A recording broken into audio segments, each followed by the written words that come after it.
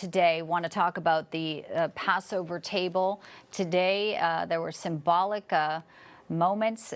There was outside the home of Prime Minister Benjamin Netanyahu protesters chanting slogans calling for hostages to be rescued. The IDF saying there are 129 remaining in the hands of Hamas, and they showed up to Netanyahu's office to try and secure the hostages' release.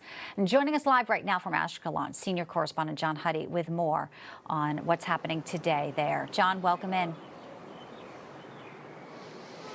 Well, Bianca, yeah, and Prime Minister Netanyahu said that Israel will strike additional blows to Hamas because Hamas continues to make unrealistic demands in exchange for the hostages. I'll get to that in a moment. But first, I returned today from an Israeli settlement in the West Bank where security services are on high alert. I spoke with several commanders on the ground there yesterday in charge of the region, and they said that security services are doing extra checkpoints as I came across additional surveillance patrols in light of attacks on IDF forces at the various checkpoints, Israeli settlers, and then, of course, the ramming incident, the car attack in Jerusalem early yesterday before the start of Passover.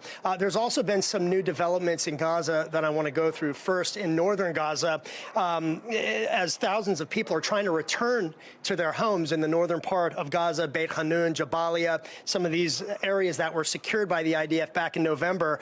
What we're seeing is Hamas and PIJ, Palestinian Islamic Jihad terrorists, attempting to attack those IDF forces with RPGs, anti-tank missiles, and rocket launches, the IDF thwarting a lot of those attacks. But earlier today, in the southern Israeli city of Sderot, where I spent a lot of time in October and November, 4 rockets were actually fired at the city. They were intercepted over the city. Some of that shrapnel, though, caused damage to a warehouse. Fortunately, no one was injured as people are now returning to their homes, celebrating Passover in Sderot after basically a really hard couple months there. Sderot, like many cities, is really starting to come back to life, like Ashkelon here, but it remains, as we see, a target by Hamas and PIJ. Also, warning sirens, the rocket sirens went off in Zakim, which is a couple miles south of us, right on the northern Gaza border, earlier this morning as well. In southern Gaza, in the city of Rafah, the IDF has launched numerous airstrikes, as we've seen throughout the last couple of days, targeting Hamas tunnels,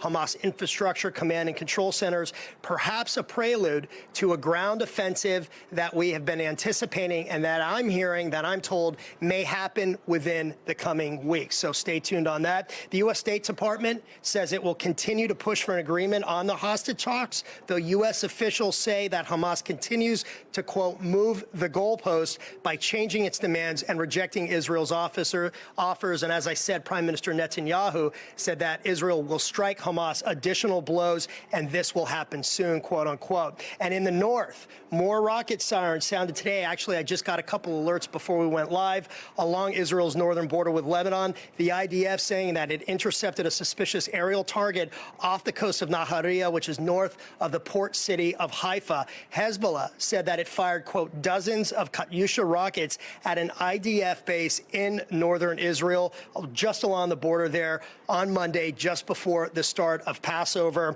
in response, according to Hezbollah, to IDF raids targeting villages in southern Lebanon. The IDF said today, by the way, it eliminated 2 senior Hezbollah operatives in charge of their aerial defense in southern Lebanon. So things are very hot in the north and continue to be in Gaza as well. Bianca, back to you. All right, John Huddy, appreciate that update live from Israel there this evening. Well,